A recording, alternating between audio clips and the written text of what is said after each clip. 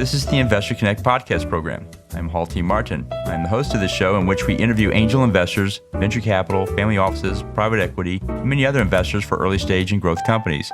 I hope you enjoy this episode.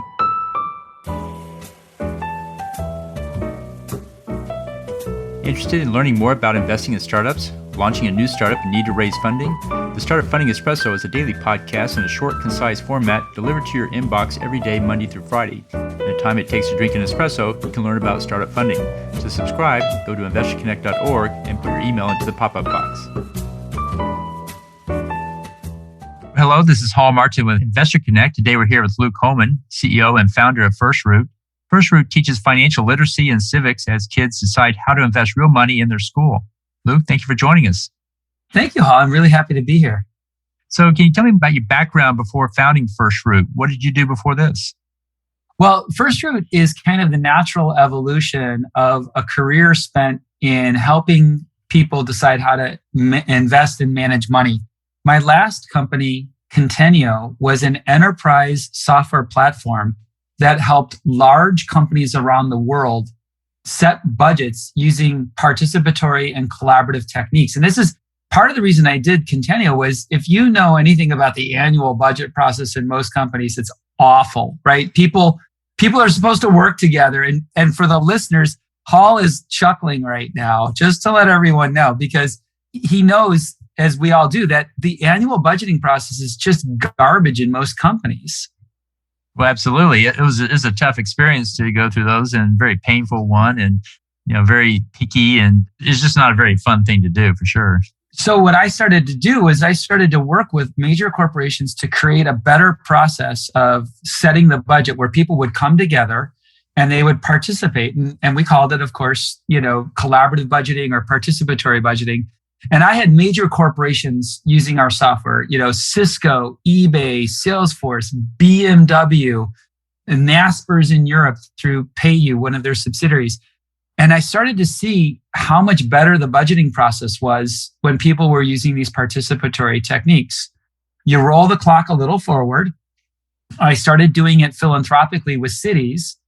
And then around 2015, I started experimenting what would happen if we started doing it with schools. Quite literally, what would happen if instead of giving kids a fake money problem that doesn't mean anything to them, like a stock market simulation, we actually gave them real money. It doesn't have to be a lot of money, Hall.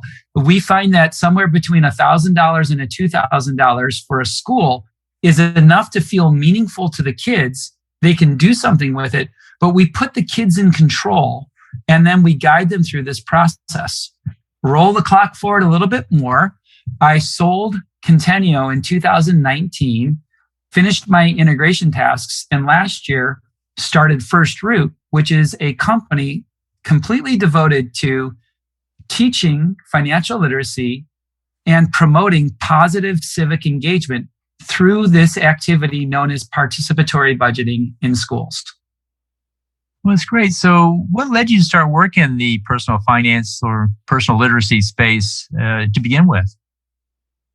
Well, part of it is for many of us, it's how we grew up, right? It's and one of the things I think people mistake about financial literacy is financial literacy and civics are both life skills. And I'm going to distinguish a life skill from a technical skill. I don't grow up learning algebra or calculus or chemistry per se. Those are things I'm taught in school. But the moment you're born into a family that's already has some notion of financial literacy. And if you actually look at the studies of how financial literacy is developed in children, around the age of 2 is the first purchase request, where a child is at the supermarket, typically asking for cereal or fruit. Then you get what's called an assisted purchase around the age of 4, where a child is given money and some goods by a parent, and the child engages in the transaction assisted by the adult. By the time the child enters school in kindergarten or first grade, they've actually accumulated some knowledge of financial literacy in the home through life experience. And so financial literacy needs 3 components. It needs knowledge, like technical knowledge, what's a loan or what's an interest rate or what's compounding interest. or what's a stock. It needs skill, the ability to, for example, compare investments on financial returns or risks, but it also needs disposition. Are you more conservative with your money? Are you more risk averse with your money?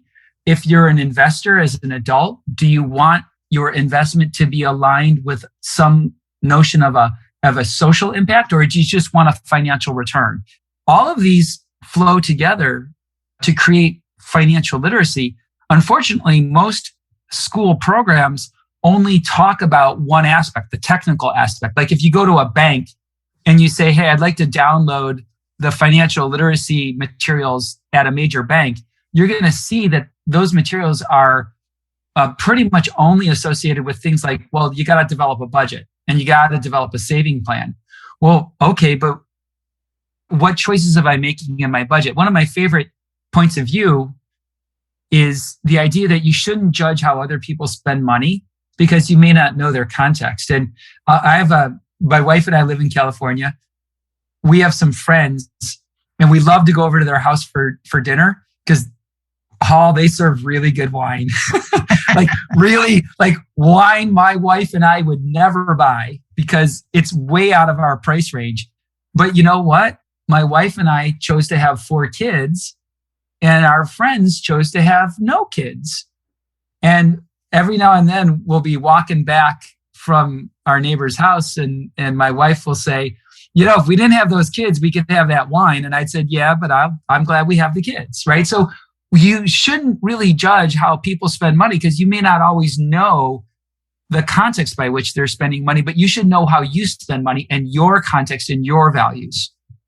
That's a good point. So what is the state of personal financial literacy education today? What are you finding out there when you go with your program? What are you competing with? What are the goals? What are the gaps? Where is it right now? Well, there's a lot of issues that I have with the way that most personal finance is taught in schools, right? I'm going to give you 2 examples that just really grate me the wrong way. You understand finance, you understand investing. And I remember when one of my sons, so I have 4 kids, 2 in college, 2 in high school. And when one of my sons who's now in college, he came home and he was really excited, Hall. He said, Dad, I'm so excited. Our business class is going to do a stock market simulation. And I get to talk to you about business because, my kids know I'm a business guy, right? I run businesses, I start them, sell them, etc. And I'm like, I was really excited because this was my son who wants to be, learning about business. So I say, okay, tell me about the assignment. And he says, we have $100,000 in plain money that we have in a spreadsheet and we get 4 months to see who makes the most money in our class in the stock market. Okay. I said, time out. That is against everything that is about value-based investing that you can imagine. I said, you would, if you were saving for something with a 4-month time horizon, you'd never put that money in the stock market. I said, similarly, when you're looking at a stock, you're not trying to time the market. You're trying to look for a company that's based on value. So what I found, and part of this was where it kindled in me, was this desire to reframe how we teach personal finance, because I had to actually undo the program promoted by a major bank about how to invest money. And then I started to poke at it. One of the other things that I thought was really funny was my daughter, I said, hey, let's check out the budgeting spreadsheet and template from one of these banks. And she said, okay. And she downloads it. The first 3 items were, what's your rent or mortgage? What's your car payment? What's your car insurance? And my 13-year-old daughter looks at me and she goes, well, okay, Dad, this was clearly written by an adult who doesn't know anything about kids. And it's stupid.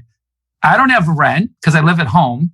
I don't have a car because I can't drive. And by definition, I don't have car insurance. This doesn't mean anything to me. And that's kind of what got me started in this notion of wanting to create something that kids can understand. And I guarantee you put money in the hands of kids and they can understand how to spend it. So how do you approach it when you're dealing with somebody that doesn't have the standard expenses a family would have, but they have their own? How do you go about designing that $1,000, what are they planning to save for, or how do you approach the whole budgeting process for that level?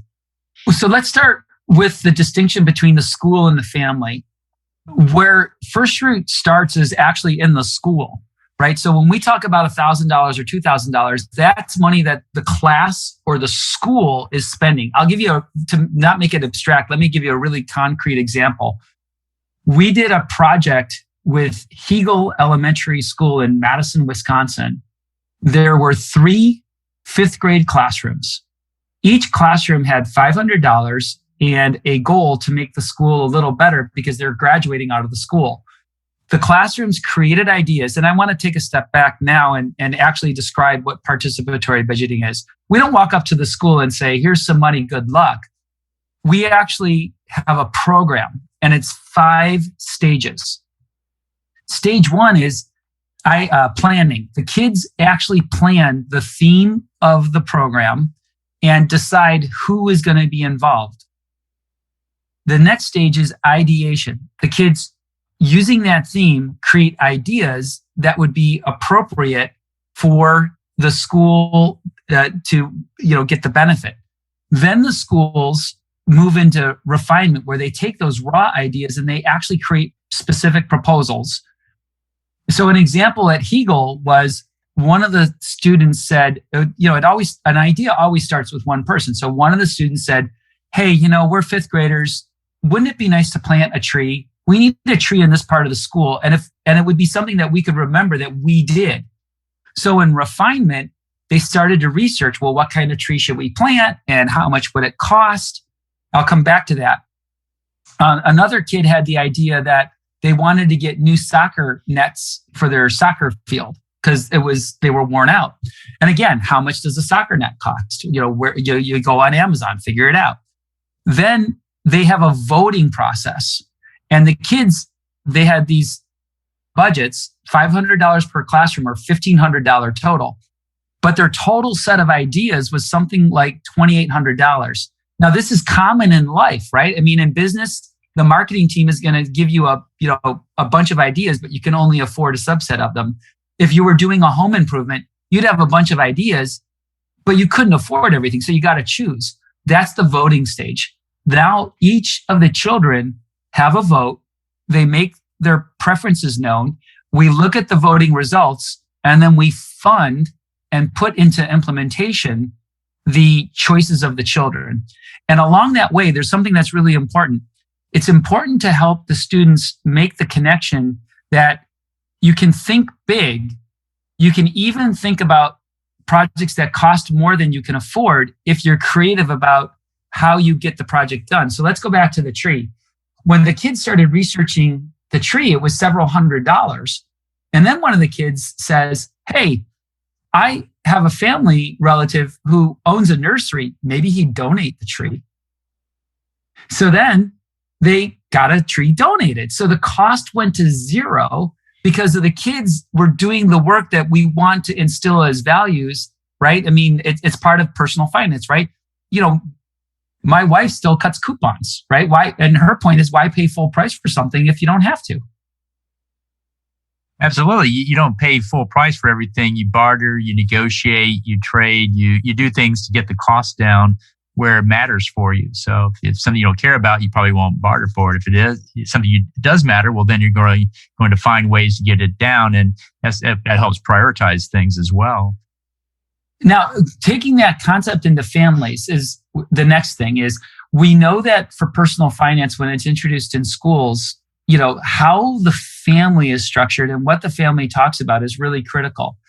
And so FirstRoot is a benefit corporation, which means we're like Patagonia. We're trying to create a socially beneficial product, if you will. So our platform is actually free for families. And what we do with families is we've identified 3 activities that parents can talk about with their kids: planning a family vacation, planning charitable donations, or planning a home improvement.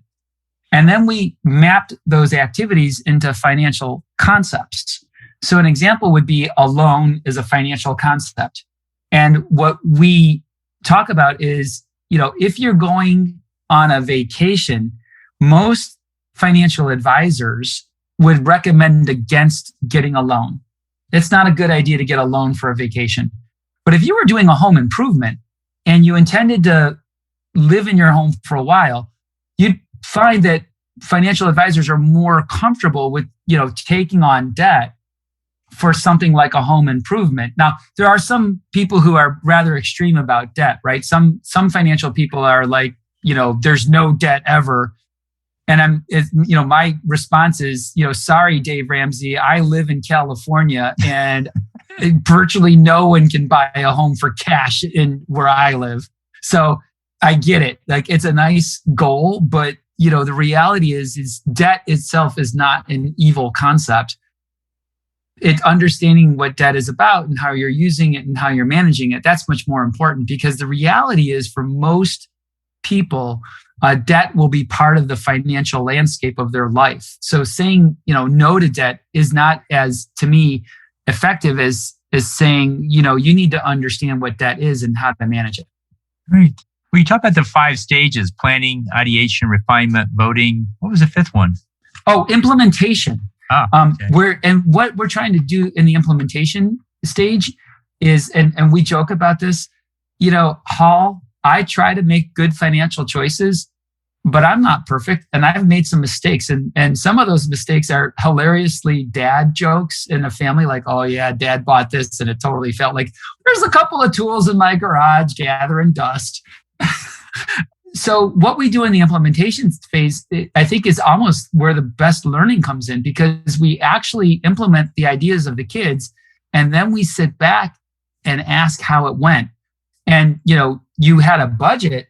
Did you go over budget? Did you include shipping? You bought a 3D printer for the school. Did you include supplies? So sometimes the lessons that you really learn is not in planning your spending, but in buying something and experiencing what you purchased or what you did with your money. Great. So when you put these programs together, what's the biggest challenge you have to overcome? Is it with the school? Is it with the student? Is it with the teams? Where's the hurdles here? There's a couple of hurdles. The one hurdle is the parents, right? I'm going to give you kind of an interesting answer to the question: how much money do you give the kids, right, in this program? And what I say is, instead of a specific number, I say we want to give enough money so that the kids feel it is meaningful, and not so much money that the adults will take over and make the decisions for the kids. So, imagine, you were talking before the show started about how you're working with, extended members of your family's nieces and nephews and things like that. Imagine you had a group of 5th graders, like at Hegel Elementary School.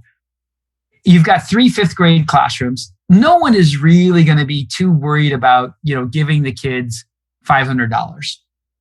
You might be a little worried at $5,000, and you might be really worried at $50,000, right? So there's a level of money that's appropriate to the age of the child, where you can create an experience of managing money without making parents or administrators nervous.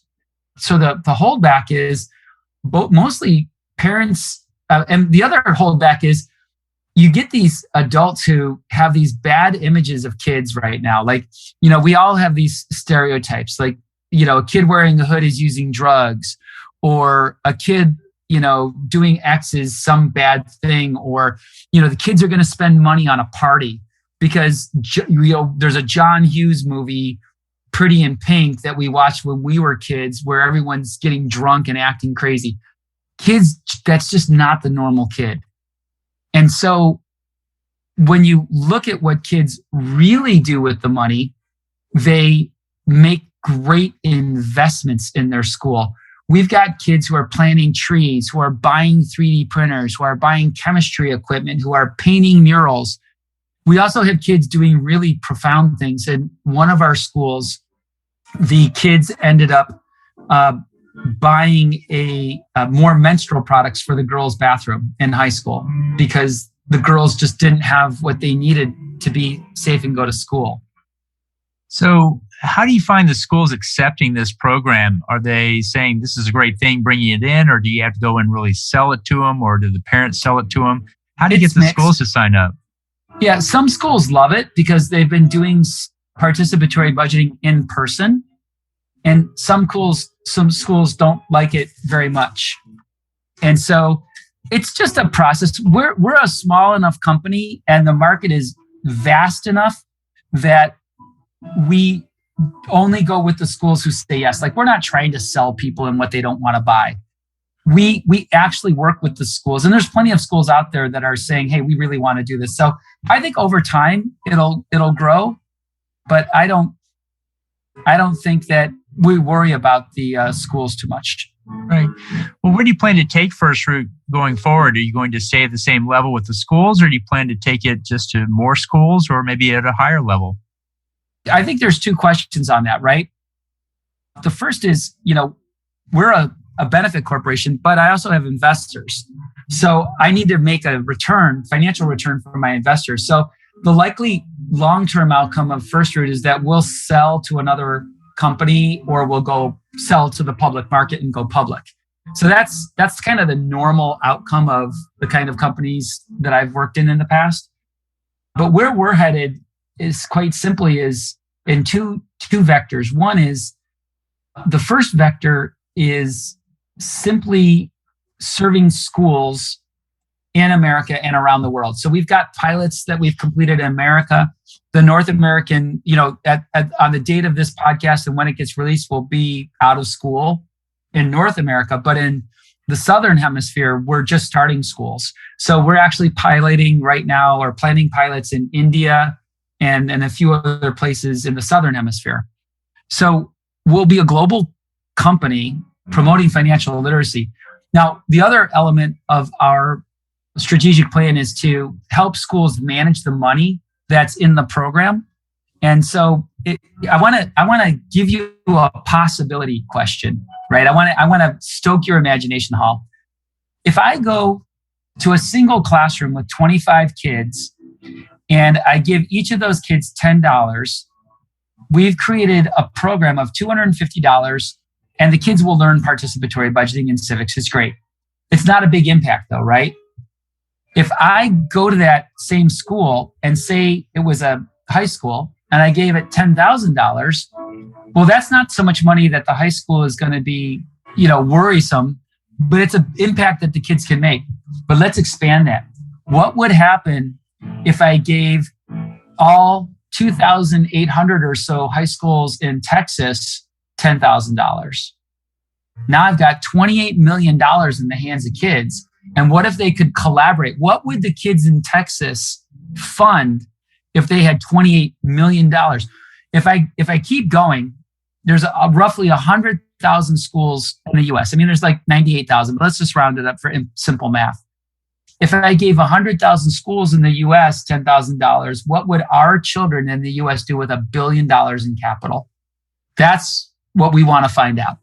That much money, you can start doing much bigger things and more collaborative things and more infrastructure resource things that you can't do with the smaller amounts. And you probably see a lot more, I won't say crowdfunding, but crowdsourcing of potential solutions and applications of funding that I think that could guide the government budgets. And if these guys would pay that much money for it, well, then maybe we should be solving that problem with the federal funds or what have you. So you kind of get into a crowdsourcing solution there at some level, because if it's always a validation when somebody puts their own money, okay, well, I'll come in behind it, versus they're not putting their money in, but they want you to put money in. Well, that's dicey, of course. Well, and it's funny. I'm so glad you said what you said, because you're 100% correct. There's data from participatory budgeting in New York City that shows when you do participatory budgeting in the schools, it starts to influence the district and city level budgeting because it's local to the city. But I think if the schools were cross-collaborating across school district lines, you'd see it rise up to the state level. And if the schools across states were collaborating, you'd see it rise up and influence the national level. So I think what you hypothesized is actually more accurate than you realize, because we do have some data from how these programs are being conducted in New York City, that exact thing does happen. There is this influence, and it's a very positive influence. Yeah, well, that's great. Well, in the last few minutes that we have here, what else should we cover that we haven't? Well, I think the one thing that we can cover is that FirstRoot has an amazing opportunity and a big dream, but we don't have to solve everything at once, right? We don't have to have 100,000 schools tomorrow. It'd be nice, but we don't have to. We're working on one school at a time. So if there are any listeners on who are associated with their school, who care about, bringing in personal finance into the school, we would ask them to go to www.firstroot.co and grab the resources for parents or teachers and bring it into their school. Well, that's great. Well, that's a good item. We'll put that in the show notes for people to access. And is that the best way for listeners to get back in touch with you? Absolutely. Right. Absolutely. Well, great. Well, like I say, we'll put that in the show notes, and I want to thank you for joining us today. And we hope to have you back for a follow-up soon. I would love to. Thank you so much. Investor Connect helps investors interested in startup funding. In this podcast series, experienced investors share their experience and advice. You can learn more at investorconnect.org. Paul T. Martin is the director of Investor Connect, which is a 501c3 nonprofit dedicated to the education of investors for early stage funding. All opinions expressed by Hall and podcast guests are solely their own opinions and do not reflect the opinion of Investor Connect. This podcast is for informational purposes only and should not be relied upon as a basis for investment decisions.